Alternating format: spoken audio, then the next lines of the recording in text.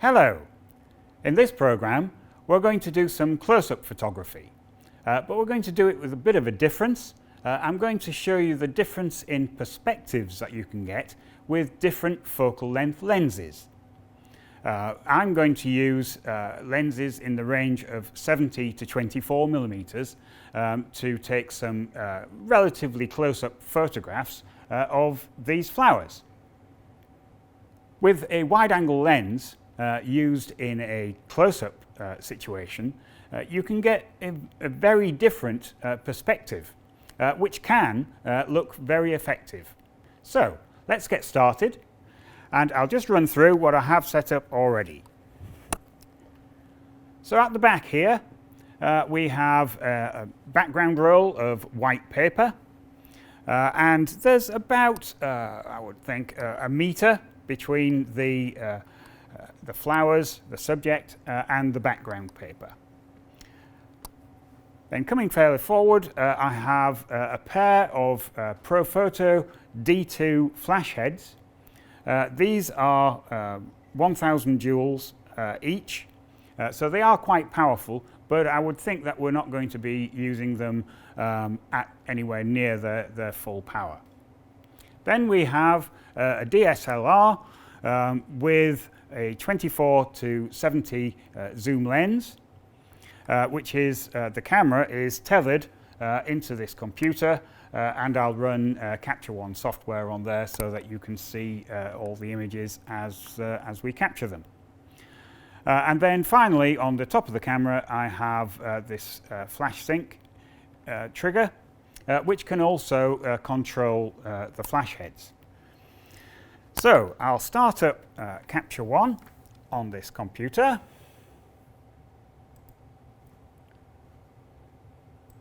There we go. Turn the camera on.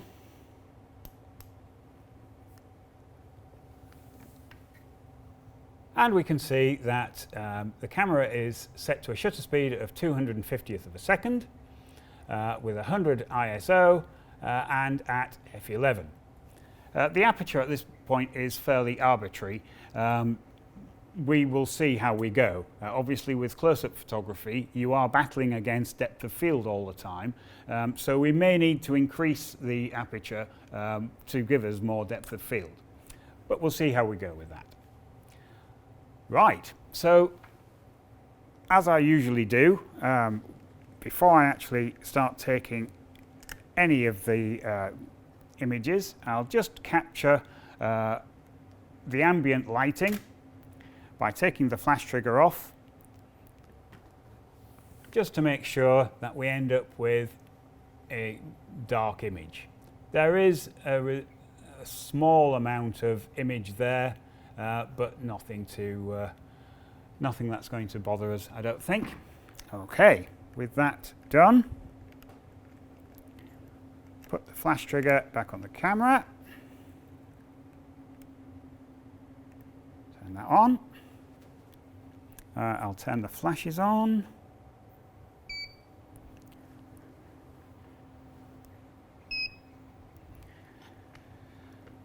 Right, now as you've probably gathered from previous videos that I've done, I don't use a flash meter at all.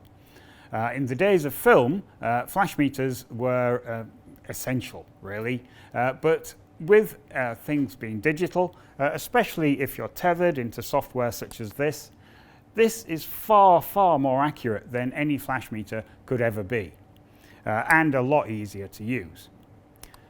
It does require a bit of iteration, so what we'll do is just take an image. There we go. And we can see from this that it is very underexposed. Probably need 4 stops. So I'll increase the power on each head by 4 stops.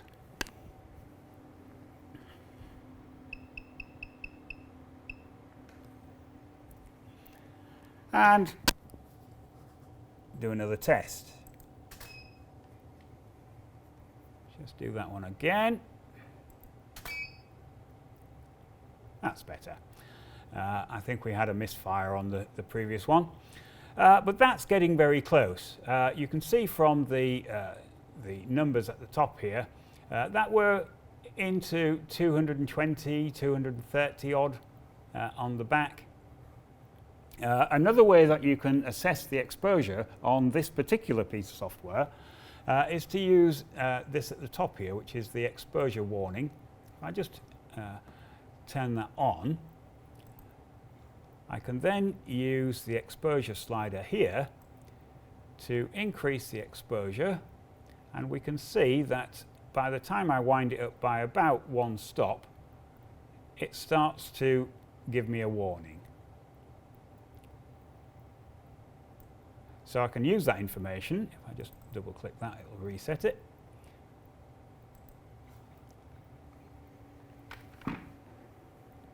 By turning each one of these up by 1 stop, I should be able to physically do what we did in software. There we go. So we've achieved an exposure warning, which is telling me that this is very nearly saturated. Not quite, but nearly.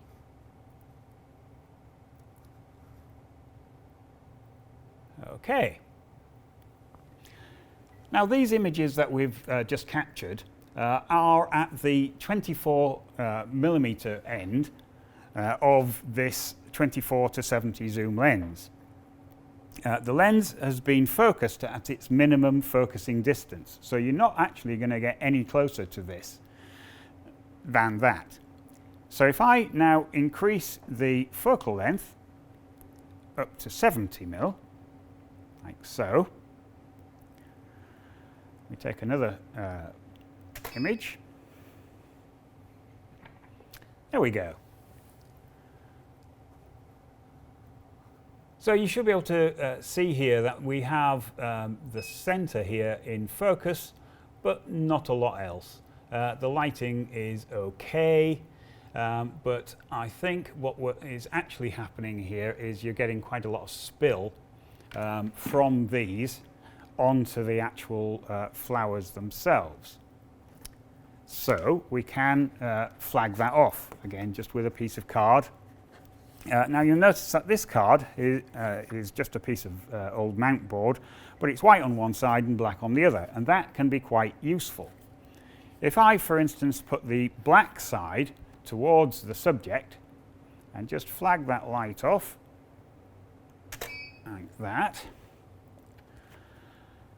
you should be able to see that each one of these petals has actually picked that up. This is referred to as negative fill because I've used the black side of the card towards the subject. Just to show you the difference, if I now do the same thing with the white side of the card towards the subject,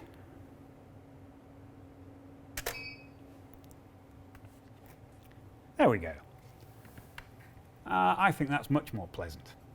I'll flick between the two. That's the black side and that's the white side. And this is the sort of result that you can expect from a 70 millimeter lens. It's the sort of perspective that you could be looking for. Okay, so to switch things up a little, instead of using this at its 24 millimeter end, which we've just done, I showed you that a couple of minutes ago, I'm going to swap the whole lens out for a dedicated 24 millimeter lens, like this.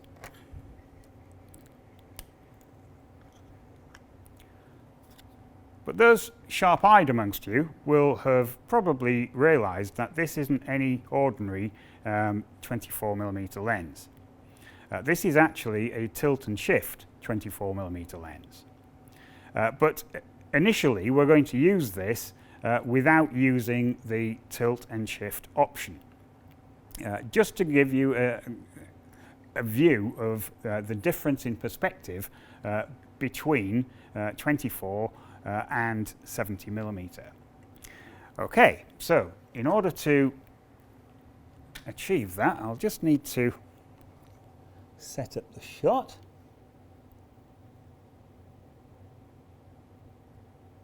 So without moving the camera to start with, I'll just need my card. Just capture an image. There we go. Now obviously, this is a much wider field of view than the 70mm, but this particular lens has the ability to focus a lot closer. So if I just physically move the camera, we'll try and match the previous 70mm shot. There we go, something like that. And we'll just capture one of those. So this was the result that we got with a 70mm, and this is the result that we get with a 24mm.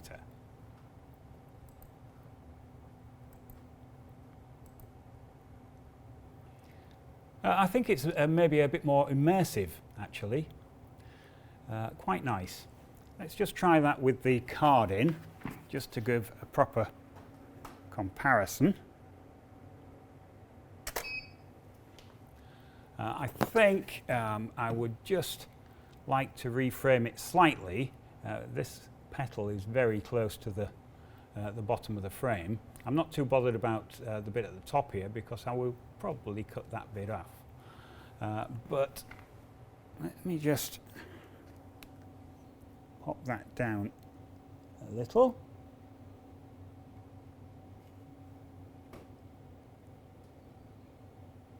Like so. Just refocus that. Okay. Incidentally, for doing this type of close-up photography, a geared head, such as the one that I'm using here, is very useful. Let's just capture that again.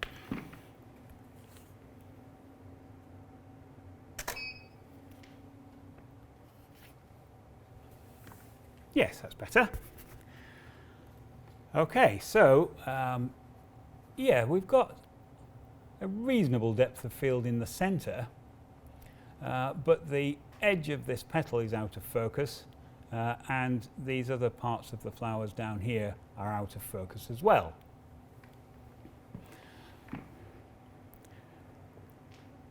Now I can use a larger aperture, but I can't go too far because this is already at what, f11.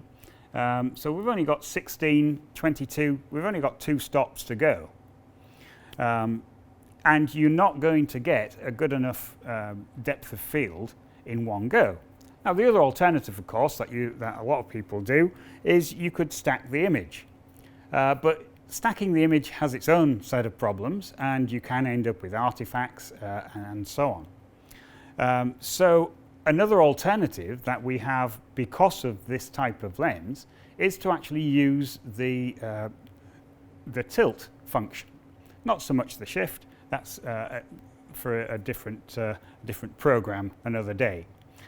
So in order to show you what it can actually do, I'm just going to reset this camera so that I can use it in live view, and then I can alter the lens whilst you see what that difference makes to the picture.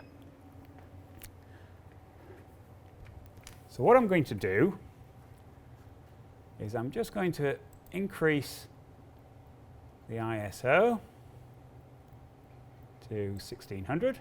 I'm going to take the aperture right down to 3.5, which is the minimum for this lens, and start live view. There we go. Now I chose a very wide open aperture on purpose so that it will exaggerate the focusing differences that we can do with this lens.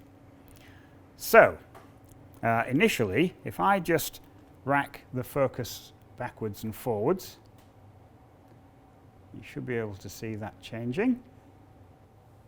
Okay, so as I rack the focus backwards and forwards, you should be able to see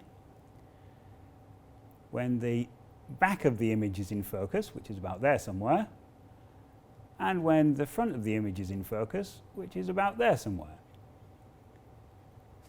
So starting at the back, let's pop that there.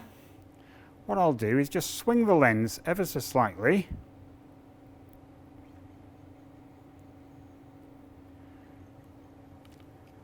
And then turn the whole camera body, to compensate. Like so. Somewhere around there.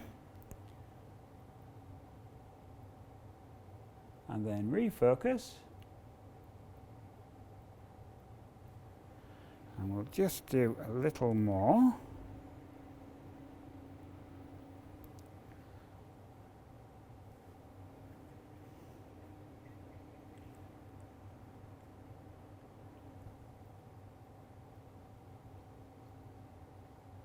There. Now you should be able to see that both the back and the front of the image now are in focus at the same time. This is because the image plane is like this. Normally you would have a flat lens plane, but we haven't got a flat lens plane. I've now tilted it, so the lens plane is like this. And the camera plane, instead of being flat to the image, is actually bent as well. And because all these things end up going off to a point down here somewhere, I've actually moved the plane of focus from being flat to being bent like this.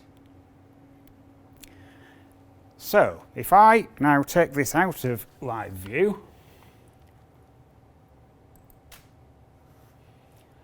and reset these parts,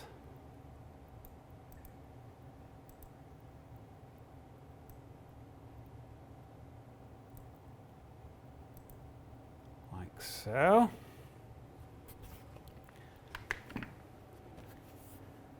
And now just flag that light off. And take another image. You should be able to see on this image, as opposed to that one, this is the original one that we did, and the back of the flower here is out of focus, and the front of this petal is out of focus as well. On our next iteration, this is all crisp and in focus, and this is all in focus as well. I think we can actually just extend the depth of field a little as well, just to take the point home. So I'll go to F16, which will require one more stop, of course. So we'll increase each head by one stop. Hold that in.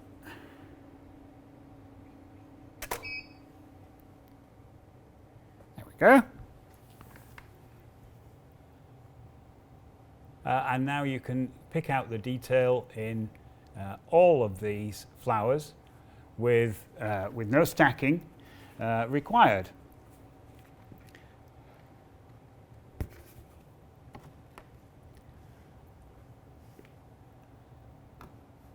Okay, so that's the basis of this this particular shot. So I will now export this into Photoshop. We'll just clean it up a little bit, and that will be this image completed. So here we are with the image open in Photoshop. So I think I would just like to look at a few crop options here. What I'm doing is just moving these in so that I end up with a bit more. So I'm just trying to improve the composition slightly by moving in the crop boundaries here, which is about there, so I'll go with that. And I also want to just take this out. There are many, many different ways to do this. What I will do is I'll just duplicate that layer, like so. And add a layer on the top and fill that layer on the top with white. So I'll use the paint bucket. So there we have a filled layer. I'll add a layer mask to that. Just invert that mask so we can see through it. Now wherever I paint white on this mask, will reveal the layer itself. So if I have white selected, go to the brush and just paint that out. Now obviously as you get close to the flower at the top here, if I go too far it'll go into the flower. But because this is on a mask, I can just go back in, increase the hardness this time, and just paint that flower back in. And if you make a mistake, like I've just done there, just swap the colours.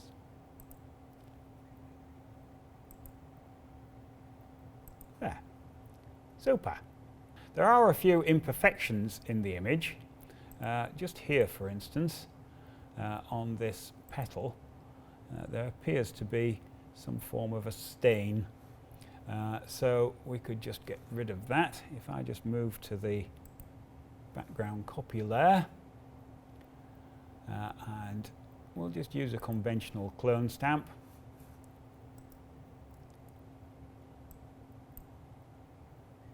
This sort of size, holding down the Alt key on the keyboard, and just left clicking the mouse, and then just clone that out. There we go. Very nice.